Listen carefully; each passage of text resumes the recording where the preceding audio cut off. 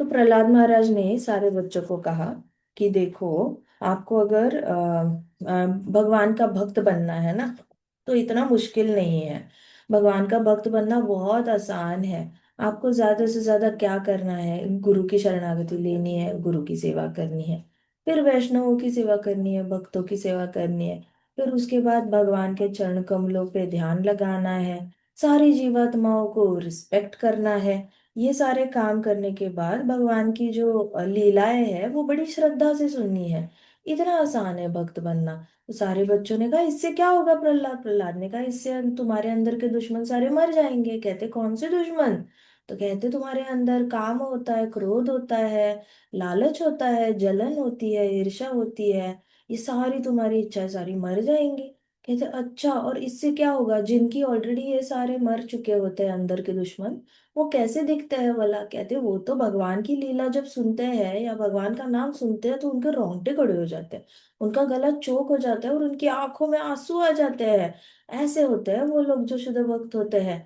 तो उन्होंने कहा हम भला कैसे बनेंगे, हमें तो लगता है वो बिल्कुल ही हम नहीं बन सकते। तो प्रहलाद महाराज ने कहा ऐसा कुछ नहीं, आप जब भी स्टार्ट करो तब भी आप बन सकते हो। तो उन्होंने कहा ऐसे कैसे प्रहलाद? तो प्रहलाद महाराज ने कहा देखो, नर्क जाने बहुत मुश्किल है, लेकिन भगवत प्राप्ति बहुत आसान है। तो उन्होंने कहा नर्क जाना मुश्किल है कैसे?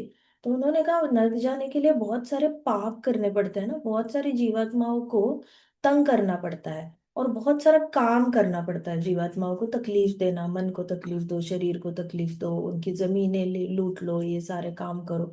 तो उसमें बहुत मेहनत है। लेकिन भगवत प्राप्ति तो बहुत आसान है, उनका बस नाम लेना है और भगवत प्राप्ति हो जाती है, आप उनके घर जा सकते हो। तो सारे बच्चे कहते हाँ ये सच कहा तुमने, ये तो बहुत आसान है।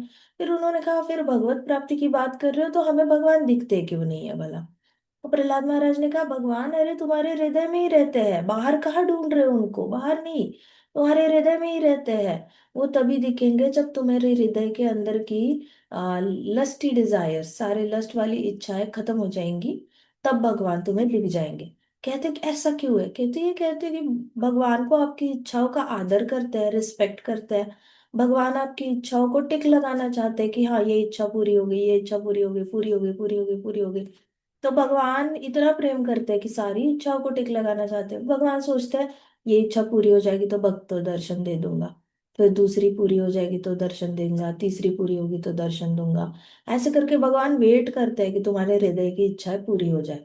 लेकिन जीवात्माओं के हृदय की इच्छाएं पूरी नहीं होती, इसलिए उसको लस्ट कहा जाता है। पूरी होने के बाद भी पूरी नहीं होती।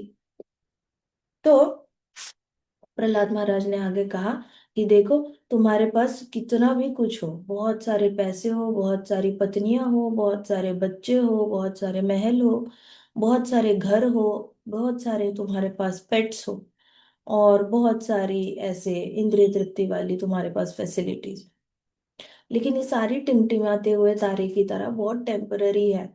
मतलब वो अभी है और कल नहीं है, अभी है और कल नहीं है, ऐसे होता है। लेकिन जो इंटेलिजेंट इंसान होता है उसको पता होता है कि कौन सी खुशी के पीछे भागना है, टिमटिमाती हुई खुशी के पीछे या कुछ ऐसे परमानेंट है उसके पीछे भागना है।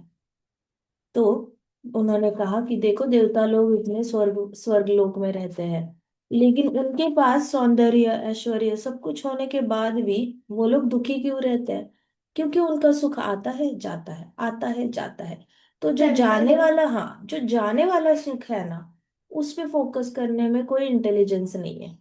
जो सुख आके चला जाता है उस पे कौन भला हैप्पीनेस का इक्का लगाएगा? उससे फ्रस्ट्रेशन ही आती है कि अरे अभी था चला गया, अरे अभी था, मेरे पास अभी तो 100 रुपए थे, खत्म हो गए, मेरे पास अभी तो 10 रुपए थे, खत्म हो गए, मेरे पास अभी तो ये पेट था, अभी नहीं है, उसकी डेथ हो गई, मेरे पास मम्मी पापा थे, आज नहीं है, दादी दादा थे, आज नहीं है। ऐसे करके उसके पास कुछ भी होता है ना, तो वो उसको याद करके रोएगा ही रोएगा। क्योंकि आपको भी पता है आपके पास कभी टॉयज रहे होंगे, आज नहीं है आपके पास वो टॉयज।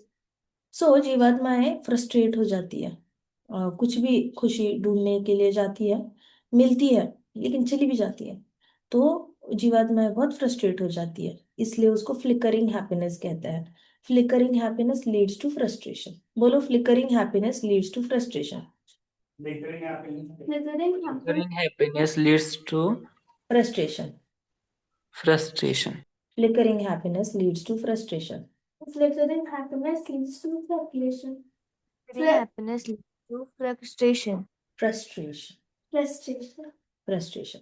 सो फ्रस्ट्रेशन मतलब क्या होता है कि आपको इरिटेट होता है कि जैसे कई सारे लोग होते हैं सैलरी टू सैलरी खुश होते हैं, बीच में खत्म हो जाते हैं पैसे तो बड़े दुखी हो जाते हैं।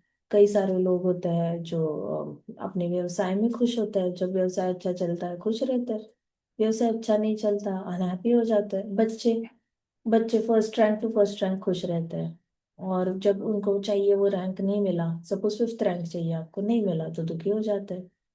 किसी और दोस्त से ज्यादा मार्क्स चाहिए होते हैं, मिले तो खुश नहीं मिले तो बच्चे मार्क्स टू मार्क्स हैप्पीनेस जीते हैं।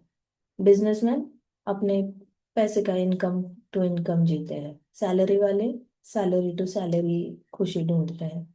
सो हर एक जन कोई डांसर होगा तो वो परफॉर्मेंस टू परफॉर्मेंस खुशी ढूंढेगा कि मुझे परफॉर्मेंस करने का मौका लास्ट जुलाई में मिला था, फिर अक्टूबर में मिला, फिर दिसंबर में मिला, तो नवंबर में क्या हुआ, मैं खूब रोया। So happiness achievement to achievement happiness होती है। तो वो वाली जो है वो फ्रस्ट्रेशन क्रिएट करती है, और जो रिजल्ट्स उसको मिलते हैं उसके एग्जैक्ट ऑपोजिट होता है। मतलब डिजायर फुलफिल करके हैप्पीनेस मिलनी चाहिए, लेकिन डिजायर फुलफिल करके क्या होता है, हैप्पीनेस की जगह और ज्यादा फ्रस्ट्रेशन बिल्ड हो जाती है। सपोज किसी को कुछ किसी आपको स्कूल के ड्रामा में एक्टिंग करनी है। अब इस साल स्कूल के ड्रामा के एक्टिंग में आपको पार्टिसिपेट करने दिया, नेक्स्ट ईयर स्कूल वालों ने बोला कोई और सिलेक्ट हो गया, आप नहीं हुए, तो आप नेक्स्ट ईयर आपको रोना आएगा कि मुझे क्यों नहीं सिलेक्ट किया, मैं तो अच्छा एक्टिंग करता हूँ, मुझे अच्छा एक्टिंग करता हूँ। ऐसे करके इच्छा पूरी होने के बाद भी नेक्स्ट ईयर वही इच्छा पूरी नहीं हुई, इसलिए आप रो रहे हो। सो सारे बच्चों ने कहा कि सॉरी प्रहलाद, क्या कहना चाहते हो तुम? तो प्रहलाद ने कहा कि अरे सारी दुनिया में जितने भी जीवात्माएं हैं ना, जितने भी लोग हैं ना, वो सिर्फ खुशी चाहते हैं। उनके अंदर और कोई डिजायर नहीं है। सारे डिजायर्स का एक्यूमुलेशन अगर कुछ देता है उनको तो वो खुशी है। तो एक्चुअली देखा जाए तो जीवात्माओं को खुशी चाहिए, और वो खुशी को उन्होंने अलग अलग नाम दे रखा है। Pen, pencil, stationery, dresses, books, ये वो करके। So everyone everyone in this world wants happiness. ये तो आप अपने से गांठ बांध लेना, ठीक है? आपको कभी भी क्वेश्चन आएगा ना कि यार ये जीवात्मा ऐसे क्यों कर रही है, उसको हैप्पीनेस चाहिए। ये ऐसा क्यों कर रहा है, उसको हैप्पीनेस चाहिए। वो ऐसा क्यों कर रहा है, उसको हैप्पीनेस चाहिए। तो आपके पास एक ब्लैंकेट आंसर भागवतम ने दे दिया है। किसने दिया है? प्रहलाद महाराज ने दिया है। आपको लोगों का बिहेवियर समझने में बहुत हेल्प होगी अगर आप प्रहलाद महाराज के ये कॉन्वर्सेशंस जो है इसमें से क्लू ले लोगे। आप प्रहलाद महाराज क्या सोच रहे हैं, ये बच्चे ऐसे क्यों करते हैं, इनको हैप्पीनेस मिल रही है। ये हिरण्यकश्यप के अंडर के सारे राक्षस क्यों मारना चाहते हैं प्रहलाद महाराज को? उनको हैप्पीनेस मिल रही है हिरण्यकश्यप को इम्प्रेस करके। सब जो भी करता है इंसान, अरे उसने खून क्यों किए इतने सारे, उसको हैप्पीनेस चाहिए इसलिए उसने खून किए। उनको खून करके उसको कोई तो हैप्पीनेस मिलने वाली है। हो सकता है उसके घर का पैसा लूट कर उसके पास बहुत पैसा आने वाला हो सकता है उन्होंने उसको तकलीफ दी थी तो रिवेंज लेकर उसको बहुत खुशी मिलने वाली हो। सो आपको हर चीज में आपको एक ही जवाब, उनको खुशी मिलती है वो करके। कितनी बार हमारी जिंदगी में ऐसे टाइम आता है जब हम दूसरे के बिहेवियर पे क्वेश्चन करते हैं, है ना? यार ये ऐसे कैसे कर सकता है, ये ऐसे क्यों करते हैं, ये ऐसे क्यों करते हैं, ऐसा सवाल आता है ना? राइट, आता है या नहीं आता? आपके सामने किसी ने डॉग को किक किया तो आपको अच्छा लगेगा क्या? स्ट्रीट डॉग को किक किया तो अच्छा नहीं लगता, राइट? लगता है अच्छा? No, हाँ माता माताजी। जी. नहीं ना। फिर हमें लगता है कि अरे इसने किक क्यों किया, ये क्यों ऐसे कर रहे हैं। वो खुशी खुशी ढूंढ रहे हैं। किसी के दुख में उसको खुशी मिल रही है, पावर महसूस हो रही है कि देख मैंने कैसे डॉग को किक किया। पावर महसूस हुआ तो रजोगुणी हैप्पीनेस मिली, because power is related to रजोगुणा। सो आपको ना सारे जवाब सवालों के जवाब आपको श्रीमद् भागवतम में मिल जाएंगे। आपको जिंदगी में किसी को पूछने की जरूरत नहीं कि इसने ऐसा क्यों किया, इसने ऐसे क्यों किया। खुशी मिल रही है इसलिए किया, नहीं तो क्यों करता। कोई ऐसे वॉलंटरी काम थोड़ी करता है दुखी पाने के लिए। सो एवरीबडी, सबको खुशी चाहिए इस भौतिक जगत में, और किसी को भी टेंशन नहीं चाहिए। और इसलिए however we become happy when we don't endeavor for happiness। Prahlad महाराज ने कहा लेकिन सच्चाई तो ये है कि हम तभी खुश होते हैं जब हम खुशी के लिए इंडिवर नहीं करते, मतलब बहुत मेहनत नहीं करते, तभी हमें खुशी मिलती है। जैसे ही हमें भौतिक जगत की हैप्पीनेस मिलती है, तो वैसे ही हमें बहुत दुखों से जाना पड़ता है, राइट। तो कई सारे आप देखो रिच लोग होते हैं, उनके पास बहुत पैसा होता है, लेकिन कभी कोई उनके घर में व्हील चेयर पे रहता है, कभी किसी की कोई ट्रीटमेंट चल रही है, किसी का फिजिकल हेल्थ प्रॉब्लम चल रहा है। तो जैसे ही मनी आता है, तो कभी कभी इनके घर में हेल्थ प्रॉब्लम आ जाती है। किसी किसी के घर में सब लोग हेल्दी रहते हैं, लेकिन सबके जेब खाली रहती है, तो वहां पे वो प्रॉब्लम है। सो जैसे ही कोई खुशी आती है, साथ साथ ढेर सारा दुख भी लेकर आती है। अब ये कोई ऐसे सबके लिए मैंडेटरी नहीं है, लेकिन कोई ना कोई दुख तो उनको हमेशा तकलीफ दे ही रहा होगा, क्योंकि भौतिक जगत की हैप्पीनेस वर्क ही ऐसे करती है। हैप्पीनेस और डिस्ट्रेस, हैप्पीनेस सुख और दुख, ये दोनों सगे भाई कहे जाते हैं, सगे भाई। सगे भाई मतलब हमेशा ही साथ में रहते हैं। भौतिक जगत की happiness, material happiness and material distress, ये दोनों को आप ऐसे ट्विन्स मान के चलो। ट्विन्स मतलब ट्विन भाई, भाई हमेशा एक दूसरे के साथ रहेंगे। सो अगर आपको लग रहा है कि हाँ इनके घर में बहुत भौतिक सक्सेस आ गया, ये लोग बड़े हैप्पी है, नहीं, साथ साथ रिश्तों में दुख होंगे। अरे इनके पास बहुत सक्सेस आ गया है, पीएन, नहीं, इनके साथ साथ कहीं ना कहीं किसी किसी को हेल्थ प्रॉब्लम होगा। अरे इनके घर में शादी हो गई, अब तो इनकी बेटी की भी शादी हो गई, इनके बेटे की भी शादी हो गई, ये लोग तो बहुत हैप्पी होंगे। नहीं, साथ ही साथ कुछ फाइनेंस को लेकर टेंशन हो रही होगी इनको। सो मटेरियल हैप्पीनेस और मटेरियल डिस्ट्रेस सगे भाई की तरह होते हैं। अकेली मटेरियल हैप्पीनेस आती ही नहीं है। कोई भी, हम कितने भी व्रत कर ले सुख समृद्धि के लिए, कितने भी यज्ञ करो, लक्ष्मी माता की यज्ञ करो, वो दोनों एक साथ एग्जिस्ट करते ही करते हैं। दोनों भाई है ना, वो एग्जिस्ट करेंगे किसी ना किसी सेक्शन में। लाइफ में बहुत सारे सेक्शंस होते हैं, किसी ना किसी सेक्शन में हमेशा कुछ ना कुछ कम रहेगा, और उसको कहते हैं मटेरियल डिस्ट्रेस। किसी ना किसी सेक्शन में बहुत सक्सेस रहेगी, उसको कहते हैं मटेरियल हैप्पीनेस। तो ये दोनों चीजें हमेशा साथ साथ रहेगी ही रहेगी। आप किसी को कोई भी देख लो, अपनी लाइफ का एग्जांपल ले लो, जब भी आपको फर्स्ट रैंक आया होगा, साथ साथ कुछ ना कुछ पैरेलली घर में चल ही रहा होगा। ऐसा किसी का घर नहीं है जहाँ पे कुछ भी नहीं चलता, एकदम ही सब कुछ एकदम अयोध्या टाइप है। ऐसा नहीं होता। मटेरियल हैप्पीनेस और डिस्ट्रेस, अब जिसके घर में नारायण का नाम लिया जा रहा है, कृष्णा का नाम लिया जा रहा है, तो वहां पे थोड़ी ज्यादा स्टेबिलिटी होती है। वहां पे 80% हैप्पीनेस होती है, 20% ही सैडनेस होती है, क्योंकि हरि नाम में प्योर हैप्पीनेस है। जहाँ पे स्पिरिचुअल हैप्पीनेस है, वहां पे डिस्ट्रेस नहीं हो सकता।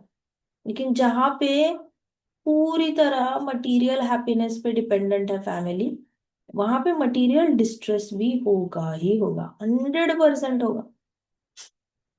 वैष्णव फैमिली में कृष्ण का नाम लेकर स्पिरिचुअल हैप्पीनेस ज्यादा रहती है, इसलिए टेंशन थोड़े से कम रहते हैं। समझ आई क्या सबको? यस माताजी। तो प्रहलाद महाराज बता रहे हैं कि देखो, मटेरियल हैप्पीनेस के पीछे भागोगे तो भी डिस्ट्रेस ही मिलना है, और हमें बहुत मेहनत नहीं करनी चाहिए मटेरियल हैप्पीनेस के लिए। मतलब बहुत पीछे नहीं भागना चाहिए मटेरियल हैप्पीनेस के लिए। आपने हर रोज आपने डिसाइड कर लिया कि मैंने, मुझे ये मटेरियल हैप्पीनेस चाहिए सपोज, ओके, उसके प्रति बहुत रैशनल रहो। मतलब बहुत ज्यादा ऐसे नहीं बनना, बहुत ज्यादा डेस्परेट नहीं बनना, और बहुत ज्यादा सेंटिमेंटल नहीं बनना। आपको पता है कि आपने क्या सेट किया, मटेरियल हैप्पीनेस क्या चाहिए आपको। अब उसके लिए हर रोज 15-20 मिनट काम करो उस पर, आधा घंटा काम करो, 1 घंटा काम करो, और उसके बारे में सोचना छोड़िए। 24 घंटे मटेरियल हैप्पीनेस के बारे में सोचोगे तो वो और दूर चली जाती है। It is like Krishna, Krishna पे ऐसे अंगूठा दबाना, कृष्णा को दबा दबा के बोलना, कृष्णा ये मटेरियल हैप्पीनेस पूरी करो, पूरी करो, पूरी करो। क्यों? क्यों कृष्णा पे प्रेशर है वो? क्योंकि हम ही 24 घंटे उस मटेरियल हैप्पीनेस के बारे में सोच रहे हैं। अब हमारा परमात्मा अंदर है, वो प्रेशराइज्ड फील करता है। वो कहता है कि पता तो है, तुमने अपनी डायरी में लिखा तो है कि तुम्हें ये चाहिए। तुम्हारे दिल में एक डायरी है, उसमें तुमने इच्छा लिख तो डाली है। 24 घंटे क्यों कंटिन्यूअसली सोचते रहते हो उसके बारे में और मेरे ऊपर प्रेशर डालते हो? जब टाइम सही आएगा मैं कर लूंगा तुम्हारी इच्छा पूरी। बट भौतिकवादी क्या करता है? ये इच्छा पूरी करो, ये इच्छा पूरी करो, ये इच्छा पूरी करो, ये इच्छा पूरी करो। कंटिन्यूअस दिन रात एक ही इच्छा के पीछे पड़ा रहता है, और फिर भगवान को अंगूठे के नीचे दबाने की कोशिश करता है। फिर भगवान भी उतने ही है, मतलब जितने हम जिद्दी, हमसे अनलिमिटेड लेवल पे कृष्णा जिद्दी। फिर कृष्णा बोलते तू 24 घंटे एक ही चीज मांगता रहता, जा अभी दूंगा ही, इमिजिएटली तो नहीं दूंगा। शांत हो जा तू पहले, मन से शांत हो जा, थोड़ा हरि नाम ले। हरि नाम नहीं लेना तो थोड़ी सी सांस ले, कुछ और भी कर ले काम, इसी के पीछे पड़ा है जब देखो। ऐसे भगवान कहते कहते शांत हो जा तू पहले, 24 घंटा सोचना छोड़ दे, फिर मैं तेरी इच्छा पूरी करूंगा। इसलिए डेस्परेशन डजंट वर्क। तो प्रहलाद महाराज कह रहे हैं कि मटेरियल हैप्पीनेस के पीछे बहुत ऐसे मेहनत नहीं करनी चाहिए। मेहनत मतलब क्या होती है? 24 घंटे उसके बारे में सोचना नहीं चाहिए। मेहनत तो सभी करते हैं, लेकिन बॉडी साथ नहीं देती। 24 घंटे मेहनत कर नहीं सकते आप, क्योंकि बॉडी की कैपेसिटी है, ब्रेन की कैपेसिटी है, हाथों की एक लिमिटेशन है, पाव की लिमिटेशन है। तो आप एक स्पेसिफिक नंबर ऑफ आवर्स दे सकते हो, जैसे 6 घंटे कॉलेज कर लिया, आपकी 6 घंटे की स्कूलिंग कर ली, 2 घंटे की कोचिंग कर ली, तो 6 से 8 घंटे, मैक्सिमम 1 घंटे सेल्फ स्टडी कर लिया, 9 घंटे हो गया। कैपेसिटी उतनी है। कहाँ 24 घंटे आप अपनी मटेरियल हैप्पीनेस पे काम कर रहे हो? नहीं कर रहे हो। लेकिन अगर सोच रहे हो ना 24 घंटे, तो फिर Krishna will not fulfil. So material happiness के लिए बहुत कंटिन्यूस इंडिवर नहीं करना है, कृष्णा पे प्रेशर नहीं डालना है। एक बार काम करना है और छोड़ देना है कृष्णा पे। आपको पता है कि आपने 6 घंटे डाले स्कूल में, 2 घंटे कोचिंग में डाले, 1 घंटा सेल्फ स्टडी में डाला है, आपने 9 घंटे पढ़ाई में इन्वेस्ट किए हैं। कृष्णा देख लेंगे, कृष्णा अच्छे से देख लेंगे, कृष्णा पे भरोसा रखना है। तो प्रहलाद महाराज यही कह रहे हैं कि मटेरियल हैप्पीनेस के लिए बहुत इंडिवर नहीं करो। तो सारे बच्चों ने कहा ओके प्रहलाद। फिर प्रहलाद महाराज ने कहा कि ये हमारी जो बॉडी है, ये पूरी तरह मलमूत्र से बनी हुई है, और मलमूत्र से बनी हुई ये बॉडी दूसरे मलमूत्र से भरी हुई बॉडी के साथ रिश्ता बनाती है। और ऐसे करके सारी बॉडीज एक दूसरे के साथ रिश्ता बना लेती है। और सब कुछ बॉडी से जो कनेक्टेड होता है, सारी बॉडीज जलकर राख हो जाती है। तो बॉडी से बॉडी कनेक्ट होती है, लेकिन बॉडीज के अंदर है क्या भरा हुआ? मलमूत्र भरा हुआ है। और जब ये बॉडी, कोई बॉडी खत्म हो जाती है, मिट्टी हो जाती है, तो दूसरी बॉडी को बुरा लगता है कि अरे ये मेरे जैसी बॉडी थी, मलमूत्र से भरी हुई, वो चली गई, अब मेरे पास कौन है? ऐसे करके वो बॉडी रोती है, इग्नोरेंस, तमोगुण की वजह से रोती है। So you just consider, body में मलमूत्र है, फिर भी बॉडी से कनेक्टेड हर चीज आपके लिए डायमंड लगती है ना? कुछ लोगों के गले में हीरा होता है, सोना होता है, चांदी होती है, ऐसे बहुत कुछ ज्वेलरी पहनते हैं। तो उनको आसक्ति हो जाती है कि मेरे गले का हार चोरी हो गया, मेरे हाथ की अंगूठी चोरी हो गई, उनको बहुत दुख होता है, कंगन चोरी हो गए। बॉडी से जो कनेक्टेड है उससे बहुत आसक्ति हो जाती है कभी कभी। हाय मेरा बच्चा चोरी हो गया, बॉडी से कनेक्टेड है ना। हमारी भी बॉडी मलमूत्र, बच्चे की भी बॉडी मलमूत्र से भरी है, लेकिन बॉडी से कनेक्टेड है वो दूसरी बॉडी, बहुत दुख होता है। सो प्रहलाद महाराज कह रहे हैं बॉडी और बॉडी से कनेक्टेड हर चीज से आसक्ति बहुत होती है। जो इग्नोरेंट होता है, जो तमोगुण में होता है, वो बॉडी से कनेक्टेड चीजों से बहुत आसक्त हो जाता है, और बहुत वैल्यूएबल समझने लगता है उन चीजों को। वैल्यूएबल मतलब बहुत ज्यादा महंगा समझने लगता है उन चीजों को, मेरी वस्तु है, मेरी वस्तु है, बहुत महंगी है, ऐसे करके वैल्यूएबल समझने लगता है। और देखा जाए तो कृष्ण भक्ति की जो हैप्पीनेस है, वो उसके हाथ से चली जाती है, क्योंकि उसकी सारी खुशी बॉडी से कनेक्टेड चीजों में वो ढूंढ रहा है। अब बॉडी से कनेक्टेड चीजें कभी होती है कभी नहीं होती। बॉडी टेम्परेरी है, बॉडी मरने वाली है, तो बाकी सारी चीजें कैसे टिकेगी भला। जो कई सारे लोग कहते हैं ना कि अरे उसके साथ दोस्ती टूट टूट गई, वो मेरा बहुत अच्छा दोस्त था सेकंड स्टैंडर्ड में, लेकिन फोर्थ में उसने किसी और के साथ दोस्ती कर ली तो मेरा दोस्त नहीं रहा। बट जब तेरी बॉडी टेम्पररी है तो दोस्ती कैसे परमानेंट हो सकती है बताओ। बॉडी टेम्पररी है तो दोस्ती परमानेंट हो सकती है क्या? नहीं। Get use to these things. ठीक है, आदत डाल दो कि बॉडी टेम्पररी है, दोस्ती परमानेंट नहीं हो सकती। बोलो, body is temporary so is friendship. Body is temporary Body is temporary, so is friendship. soul is body is temporary so is friendship. body is temporary, soul is friendship. आपको ये acceptance आएगा ना, ये आपको ये अंदर से एक्सेप्टेंस होगी ना, फिर सारी फ्रेंडशिप्स अच्छे से टिकने लग जाएंगी। क्योंकि आपको इतना पता चलेगा कि आपकी दोस्ती को कृष्णा के ब्लेसिंग्स होना बहुत जरूरी है। आपकी दोस्ती के ऊपर कृष्णा के ब्लेसिंग्स नहीं होंगे ना, तो दोस्ती भी नहीं टिकती। कृष्णा के ब्लेसिंग्स आपको हर चीज में चाहिए, हर वस्तु में चाहिए। कल को आप विवाह करोगे, विवाह करोगे उसमें भी आपने कृष्णा को 100 बार बोलना है, भगवान आशीर्वाद दो, भगवान आशीर्वाद दो, गृहस्थ आश्रम में जा रहे हैं, भगवान आशीर्वाद दो, सब ठीक रहे, सब ठीक रहे। आपको ब्लेसिंग्स चाहिए, हर रिश्ते के लिए ब्लेसिंग्स चाहिए, दोस्ती के लिए भी ब्लेसिंग्स चाहिए। जिस दोस्ती में कृष्णा का नाम नहीं लिया जाता ना, वो दोस्ती टूटती ही टूटती है, टूटती ही है। कितने सारे लोग होते हैं, बिजनेस पार्टनर बना लेते हैं अपने दोस्त को, और सारे पैसे डाल देते हैं, सारे पैसे डूब जाते हैं, दोस्ती टूटती है, सारे पैसे डूब जाते हैं। कितने सारे लोग होते हैं, अपनी कंपनी खोलते हैं, उनको अपनी कंपनी से उन्हीं के लोग निकाल देते हैं, जिसने कंपनी खोली उसी को निकाल दिया कंपनी से। उसने तो दोस्ती दोस्ती में किसी को पार्टनर बनाया होता है, किसी को ऐसे ये बनाया होता है। बट जो नए लोग आते हैं उनको लगता है कि जिसने शुरू की कंपनी, उसके पास वो तो कुछ कम है, कमी है उसके अंदर, निकाल देते हैं उसको, रखते नहीं है, उसने कितनी भी मेहनत करी होगी, निकाल देते हैं। इतने एहसान फरामोश होते हैं।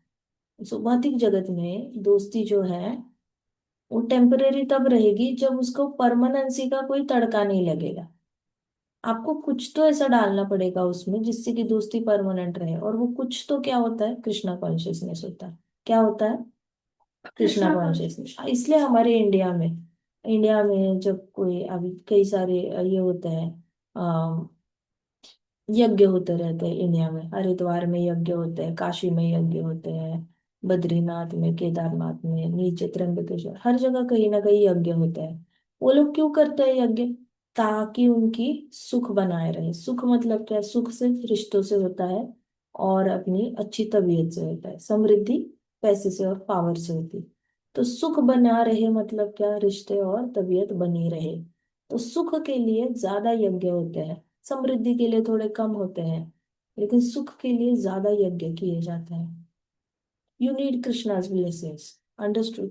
इसलिए if body is temporary, friendship is also temporary. तो ये आदत डाल दो, क्योंकि आपको बहुत एक्सपीरियंसेस आएंगे जिंदगी में जहाँ पे लोग कटते जाएंगे कटते जाएंगे। फिर आप ज्यादा दुखी मत होना। सुखी रहने के लिए जो भी दोस्त बनेगा उसको कृष्ण भक्ति के बारे में कुछ बताते रहना, प्रसादम देते रहना, छोटे छोटे कार्ड्स देते रहना।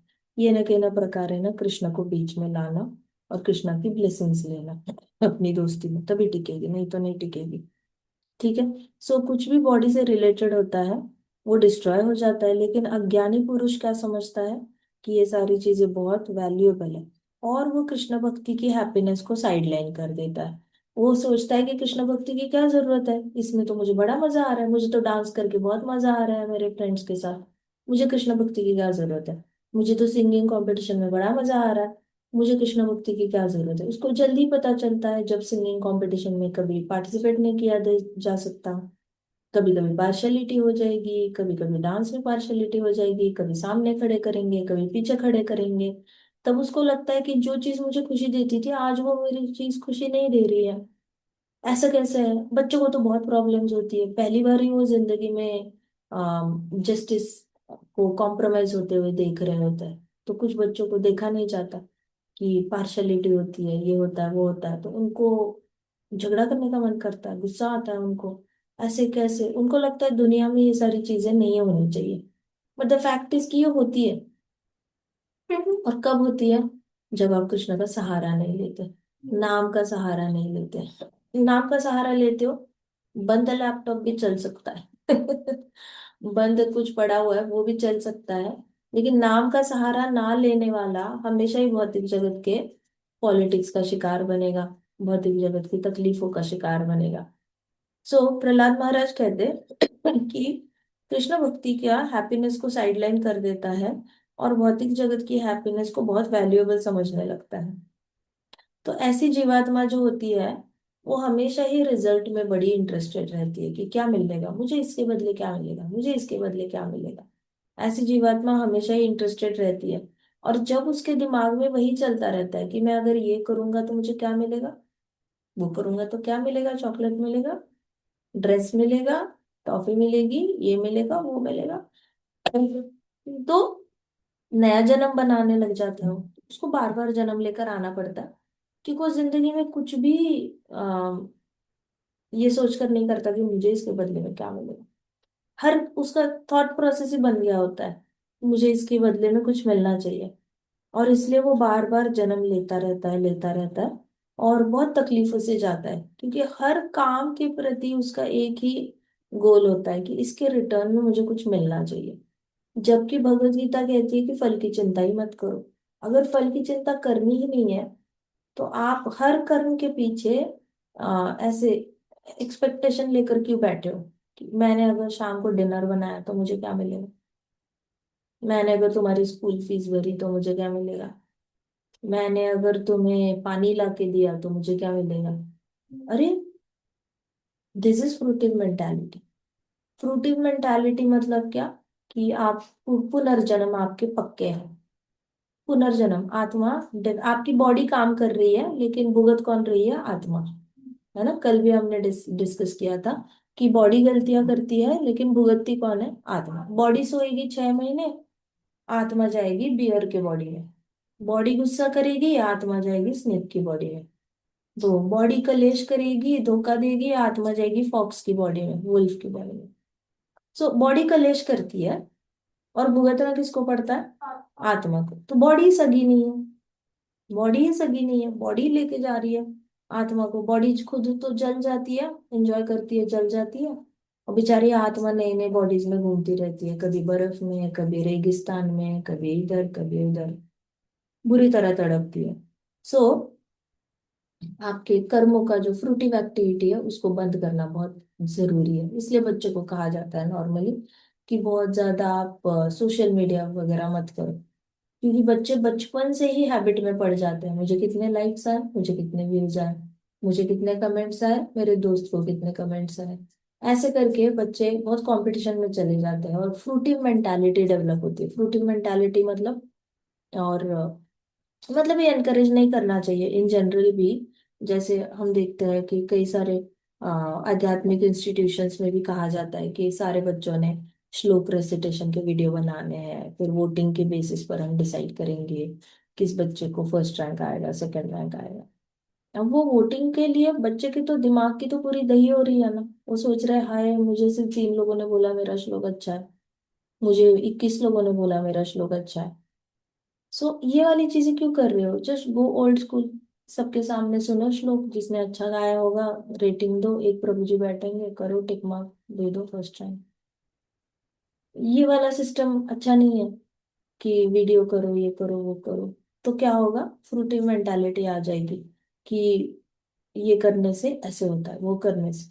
तो जब तक आपकी बुद्धिमत्ता, परिपक्वता नहीं आती बुद्धि में, जहाँ पे आप महाप्रभु की तरह न धनम न जनम न सुंदरीम कवितां वा जगदीश कामये मम जन्मनि जन्मनीश्वरे भवतात् भक्ति रहे तुकी त्वयि। ये परिपक्वता है कि मुझे जन्मों जन्मों तक भगवान आपकी भक्ति चाहिए। मुझे ना धन चाहिए, ना मुझे कोई फॉलो करने वाले चाहिए, ना मुझे किसी सुंदरी सुंदरी में इंटरेस्ट है। So, ये वाली जो परिपक्वता है भक्ति की, जब तक वो नहीं आती तब तक इन सब चीजों के पीछे भागो मत। सिंपल। जब भक्ति में परिपक्वता आएगी तब ये सारी चीजें करोगे, तो ये सारी चीजें आपको अफेक्ट नहीं करेंगी। लेकिन परिपक्वता बड़ी जरूरी है। सो प्रहलाद महाराज कहते कि जैसे ही आप बार बार फल के बारे में चिंता करते हो, तो उससे क्या होता है, आपके पुनर्जन्म बार बार होते रहते हैं। फल की चिंता करने वालों के पुनर्जन्म होते हैं। अब सारे सारे दोस्त जो थे ना प्रहलाद के, एक दूसरे को देखने लग गए। फिर प्रहलाद ने देखा और उनको कहा, देखो हमारे आध्यात्मिकता के चार स्तंभ होते हैं। आध्यात्मिकता के चार स्तंभ, तो बच्चों ने कहा कौन से भला? प्रहलाद महाराज ने कहा धर्म, अर्थ, काम, मोक्ष। अब ये सारे धर्म, अर्थ, काम, मोक्ष कृष्ण पे डिपेंडेंट रहते हैं। इसलिए मेरे दोस्तों, ज्यादा इधर उधर डिस्टर्ब मत हो जाओ, डिस्ट्रैक्ट मत हो जाओ, और आप वही करो जो महान भक्तों ने किया है। ग्रेट डिवोटीज जो भी करते हैं ना, उनको कॉपी करो। तो कहते कि उनको कॉपी करो, कहते हाँ, मन में और कोई इच्छा मत रखना। बस महान महान आचार्य भक्त है, उनको उनके फुटस्टेप्स पे चलना है। मतलब जैसे जैसे उन्होंने जीवन व्यतीत किया है, वैसे वैसे अब अपना जीवन व्यतीत करना है।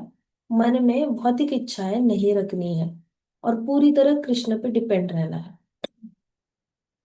तो प्रहलाद महाराज के दोस्तों को प्रहलाद महाराज ने एक पैराग्राफ में बहुत सारे इंस्ट्रक्शंस दिए। अब उनके दोस्तों को पल्ले ना पड़े। उनके दोस्त कहते, ये क्या बोला प्रहलाद? ये हम कैसे समझेंगे? तुम कहना क्या चाहते हो प्रहलाद? हमें तो कुछ समझ में नहीं आ रहा है। तो प्रहलाद महाराज ने कहा कि आध्यात्मिकता के जो चार स्तंभ है, धर्म, अर्थ, काम और मोक्ष। धर्म हो गया आपका जो आत्मा का धर्म है। अर्थ, काम, मोक्ष। अर्थ मतलब आपके पैसा कमाना। काम मतलब आपकी सारी इच्छाएं होगी। और मोक्ष मतलब इच्छाओं से मुक्ति, अर्थ से भी मुक्ति। तो मोक्ष मिल जाता है, आत्मा जन्म मृत्यु के चक्र से फ्री हो जाती है। अभी ये आध्यात्मिकता के चार स्तंभ हैं। और ये चारों स्तंभ आप इंडिपेंडेंटली अचीव नहीं कर सकते। आप ना पैसा कमा सकते हो इंडिपेंडेंटली, ना आप सारी इच्छाएं पूरी कर सकते हो। काम मतलब डिजायर्स की लिस्ट और लस्ट की लिस्ट, ये सारे आप इंडिपेंडेंटली नहीं पूरा कर सकते। ये सबके लिए आपको कृष्णा पे, धर्म फॉलो करने के लिए भी कृष्णा पे डिपेंडेंट रहना पड़ेगा। आपको तो पता है कि कैसे विश्वामित्र ने श्री राम जी की हेल्प ली थी, जब सब धर्म फॉलो करना चाहते थे। सबको यज्ञ करना था, लेकिन खरदूषण और ताड़का करने नहीं दे रहे थे। सो आपको भक्ति करनी है, धर्म फॉलो करना है, तो भी आपको कृष्णा पे डिपेंड रहना पड़ता है। अर्थ करना है, कमाने हैं पैसे, तो भी आपको कृष्णा पे डिपेंड रहना पड़ता है। इच्छाएं पूरी करनी है तो भी कृष्णा पे डिपेंडेंट, मोक्ष पाना है तो भी कृष्णा पे डिपेंडेंट। तो प्रहलाद महाराज ने कहा, आप इतना मान के चलो, धर्म, अर्थ, काम और मोक्ष चार स्तंभ है आध्यात्मिकता के, वो कृष्णा पे डिपेंडेंट है। तो बच्चों ने कहा अच्छा ठीक है, समझ में आ गया। फिर उन्होंने कहा कि डिस्ट्रैक्ट नहीं होना है। डिस्ट्रैक्ट मतलब जो भी तुम्हारी इच्छाएं है ना, वो तुम्हें हमेशा इधर उधर भगाएंगी। है ना, कभी कभी लोग कहते हैं मुझे अमेरिका जाना है, तो अमेरिका जाने की इच्छा अमेरिका भगा लेती है। कुछ लोग कहते हैं कैरिबियन आइलैंड जाना है, वहां से कैरिबियन आइलैंड चले जाते हैं। फिर कहते हैं कि मुझे कनाडा जाना है, वहां से कनाडा, वहां से ग्रीनलैंड, फिर डेनमार्क। पता नहीं कहाँ कहाँ घूमते रहते। इनकी इच्छाएं इनको कहाँ कहाँ शरीर को घुमाती है। मतलब कितना हेक्टिक है, इतना ज्यादा फ्लाइट में कंटिन्यूस ट्रैवल करो ट्रैवल करो। बहुत कठिनाई वाला सफर है ये। शरीर को भी तकलीफ देना, मन को भी तकलीफ देना, नई जगह पे जाओ, अच्छा घर मिले ना मिले, छोटे से रूम में रहना पड़े, कॉम्प्रोमाइज करना पड़े, जो जॉब पसंद नहीं वो करनी पड़े। आपको टैक्सी नहीं चलानी तो भी आप टैक्सी चला रहे हो। आपको जाके कहीं पे बर्तन नहीं धोने होटल में, तो भी आप बर्तन धो रहे हो। आपको जो नहीं करना वो आप करने लग जाते हो दूसरे देश में जाकर। बट आपकी इच्छाएं इतनी प्रबल है कि आपको घूमना है, आपको ये करना है वो करना है। सो प्रहलाद महाराज कह रहे हैं कि डिस्ट्रैक्ट मत होना अपनी इच्छाओं से। तुम्हारे अंदर जो काम है ना, उससे डिस्ट्रैक्ट मत होना। और बड़े बड़े डिवोटीज ने जो काम किया है ना, उनके पद चिन्हों पे चलना।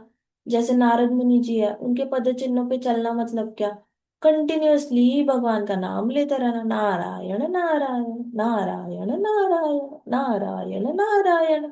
अगर नारद मुनि जी को फुटस्टेप्स पे पाँव रखने हैं, ऐसे फॉलो करना है, पद चिन्हों पे को फॉलो करना है, तो क्या करना पड़ेगा? कंटिन्यूअस नाम लेना पड़ेगा। That is the only way. Sukhdev Goswami ji है, शिल व्यास देव जी है, इनके पद चिन्हों पे अगर वॉक करना है तो शास्त्र लिखने पड़ेंगे, जैसे प्रभुपाद ने लिखे। सुखदेव गोस्वामी जी के पद चिन्हों पे करना है तो भागवतम बोलनी पड़ेगी, जैसे सुखदेव गोस्वामी जी ने बोली। परीक्षित महाराज के पद चिन्हों पे चलना है तो भागवतम सुननी पड़ेगी, जैसे उन्होंने बिना खाए पिए सोए सुनी भागवतम, वैसे सुननी पड़ेगी। सो महान महान भक्तों के पद चिन्हों पे चलो, ऐसे कहा। तो इजी है, डिस्ट्रैक्ट नहीं होगी, डिस्टर्ब नहीं होंगे, क्योंकि आपके दिमाग में, आपको पता है कि आप किसको कॉपी कर रहे हो। आपको हमेशा दिमाग में पता होता है कि मैं किस भक्त जैसे बनना चाहता हूँ, मैं किस भक्त जैसे बनना चाहता हूँ, आपको पता होता है। तो फिर जैसे वो आचार्य या वो भक्त कर रहे हैं, वैसे वैसे काम आप करने लग जाते हो। और उसके ऊपर जब ये काम करते हो तो अपने आपके अंदर की इच्छाएं वैसे ही डिलीट हो जाती है, खत्म ही हो जाती है। और आप पूरी तरह कृष्ण पे डिपेंड रहना सीख जाते हो, क्योंकि आप अगर नारद मुनि जैसे सोचोगे, नारद मुनि हमेशा कृष्णा पे डिपेंडेंट रहते हैं। व्यास देव जी भी कृष्णा पे डिपेंडेंट थे, सुखदेव गोस्वामी जी, परीक्षित महाराज तो 120% कृष्णा पे डिपेंडेंट थे। तो आप जैसे जैसे महान महान भक्तों के पद चिन्ह पे चलने लग जाते हो ना, तो नेचुरली आपको कृष्णा पे डिपेंडेंसी आ जाती है, फोर्स नहीं करना पड़ता अपने आप को। Got it? एक मैकेनिकल प्रोसेस नहीं है, रोबोटिक प्रोसेस नहीं है, ये बहुत नेचुरली ऑर्गेनिकली हृदय से आ जाता है। तो अभी आपको समझ में आया आपने किसको फॉलो करना है? पता चला किसको फॉलो करना है? Yes, Mataji. है Yes, ma'am. आपके, आप सबके दिमाग में कोई ना कोई आचार्य, कोई भक्त है क्या जिसको फॉलो करना है? उनका नाम लिखो अपनी डायरी में, जल्दी जल्दी, जल्दी जल्दी लिखो कि आजकल मैं किस भक्त को के पद चिन्हों पे चलूंगा। क्या वो गौर किशोर दास बाबा जी है? क्या वो भक्ति विनोद ठाकुर जी है? क्या ये भक्ति सिद्धांत सरस्वती महाराज है? क्या रूप गोस्वामी है? सनातन गोस्वामी है?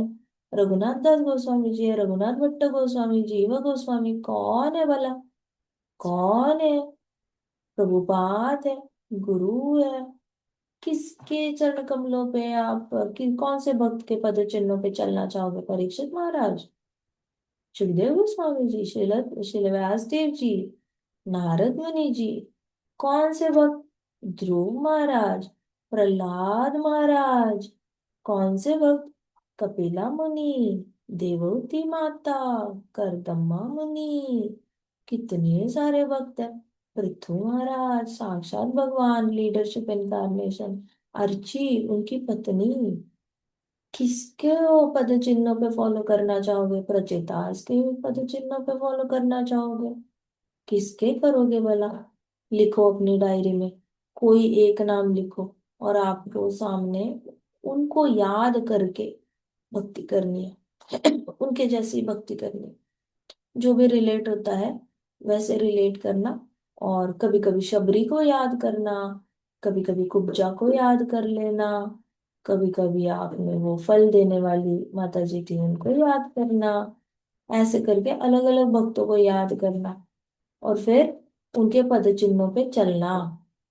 अगर ये सारी चीजें पता नहीं होंगी, फॉलो नहीं कर पाएंगे, तो भक्ति नहीं कर पाएंगे। अंडरस्टूड? लिखा? डन? रिटन?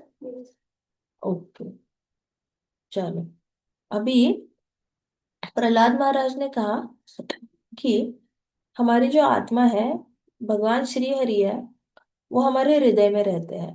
तो आपको तो पता है कि हमारे हृदय में कौन से विष्णु रहते हैं?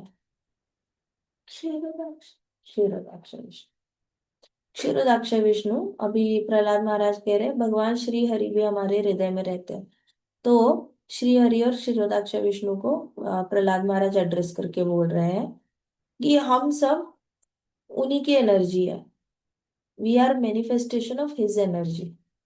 मतलब क्षीरोदाक्ष विष्णु दिखते कैसे, बताओ? कैसे दिखते हैं? कितने हाथ होते हैं क्षीरोदाक्ष विष्णु के?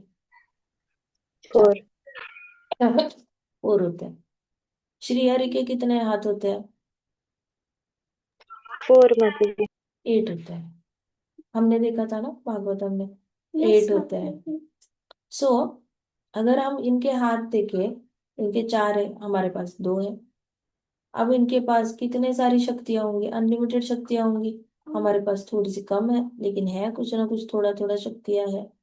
सो उनकी एनर्जी अखंड है, बहुत ज्यादा है। और हमारे पास थोड़ी सी लिमिटेड एनर्जी है, तो हो गए हम उनके पार्ट्स हो गए। तो उनकी एनर्जी का मैनिफेस्टेशन हम है। मतलब सम वॉट सिमिलर दिखते हैं, एग्जैक्टली सेम नहीं दिखते हैं उनकी तरह, लेकिन कुछ कुछ पार्ट्स हमने हमारे अंदर उन्होंने as it is copy paste करके डाले हुए हैं। तो प्रहलाद महाराज कहते कि भगवान श्री हरि जो है वो हमारे हृदय में रहते हैं, और हम सब मैनिफेस्टेशन है उन्हीं के एनर्जी की। उनके पास जितनी भी एनर्जी है, उनकी बाह्य रंग शक्ति है, अंतरंग शक्ति है, तटस्थ शक्ति है, तो हम सब तटस्थ शक्ति है, और हमारी मैनिफेस्टेशन हो चुकी है उनकी एनर्जी के द्वारा। Is the most dear to अस।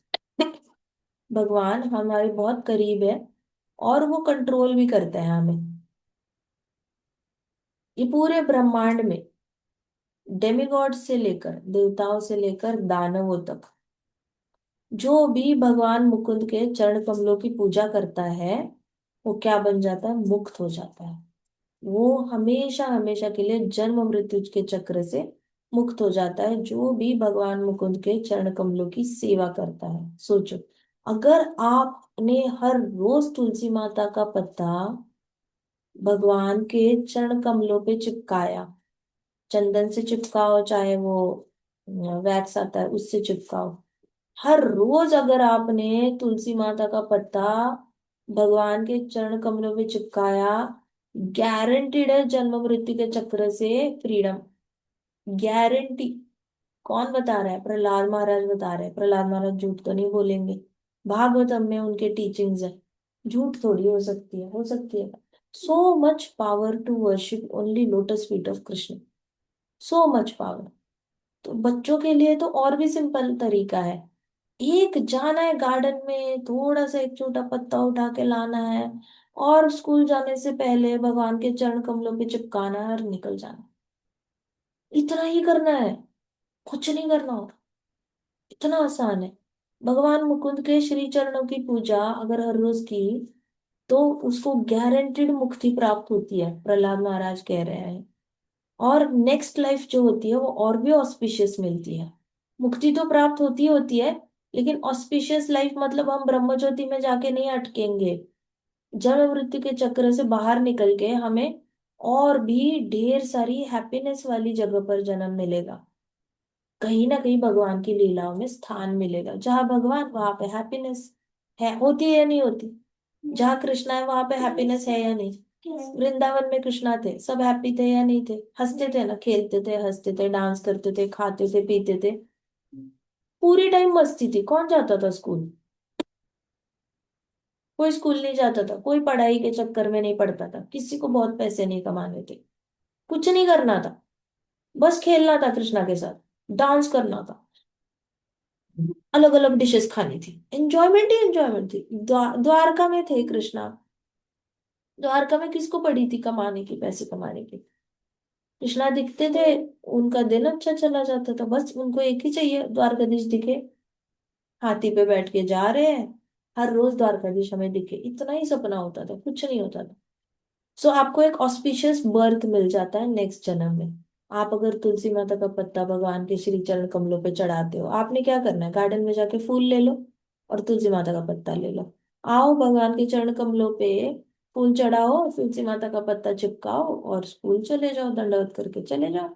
किसने मना किया आपको? इतना तो कर सकते हो ना। सो ये करने से आपको जन्म मृत्यु के चक्र से हमेशा के लिए फ्रीडम मिल जाता है। ऑस्पिशियस बर्थ मिल जाता है। ऑस्पिशियस सारी अच्छी अच्छी चीजें आपकी जिंदगी में होने लगती। कुछ लोगों को शनि की पीड़ा होती है, कुछ लोगों को राहु की पीड़ा, केतु की पीड़ा, कुछ लोगों का शुक्र बड़ा वीक होता है, कुछ लोगों का गुरु वीक होता है। सो ये सारे ग्रह जो होते हैं, तो एस्ट्रोलॉजर्स कहते हैं इसके लिए ये मणि पहनो, वो मणि पहनो, ये पूजा करो, वो पूजा करो, 700 800 बार, 1008 बार ये मंत्र बोलो। You don't have to do so many things. आपके लाइफ में ऑस्पिशियसनेस आनी है ना, तो बस एक फूल चढ़ाओ, पत्ता चढ़ाओ, दंडवत करो। That is enough. सारे यज्ञों के सामने ये मेथड भारी पड़ जाती है, क्योंकि इससे क्या होता है, आपकी जिंदगी में सारे ग्रह अलाइन हो जाते हैं और बहुत good luck good luck good luck आने लगता है। मतलब आप कितनी भी मेहनत करो, आपको एक थोड़ा सा तो गुड लक चाहिए होता है आगे बढ़ने के लिए, आपको जो चाहिए प्राप्त करने के लिए। अगर गुड लक ही कम होगा तो मेहनत करने पर भी फेलियर आता है। सो ओ माय फ्रेंड्स, राक्षसों के बेटे और यक्षों के बेटे, जो विमेन इंटेलिजेंट नहीं है, जो कुछ कुछ स्त्रियों में इंटेलिजेंस कम होता है, क्षुद्र होते हैं, कुछ कुछ गोपाल होते हैं, बाल गोपाल होते हैं जो गैया चराते हैं, कुछ कुछ बर्ड्स होते हैं, कभी कभी रेप्टाइल्स और ऐसे कुछ एनिमल्स होते हैं, और कुछ कुछ पाप करने वाले लोग होते हैं। ये सारे लोगों को भक्ति प्राप्त हमेशा हमेशा के लिए हो सकती है भक्ति योग से। अगर आप सिर्फ हरि नाम लेते हो और भगवान के चरण कमलों की पूजा करते हो, तो इतने सारे लोग हैं जो पाप करके उनको ये योनि मिली है। स्त्री की योनि पाप करने के बाद ही मिलती है। पिशाचों की योनि, भूत की योनि, राक्षस की योनि, यक्ष की योनि पाप करने के बाद ही मिलती है।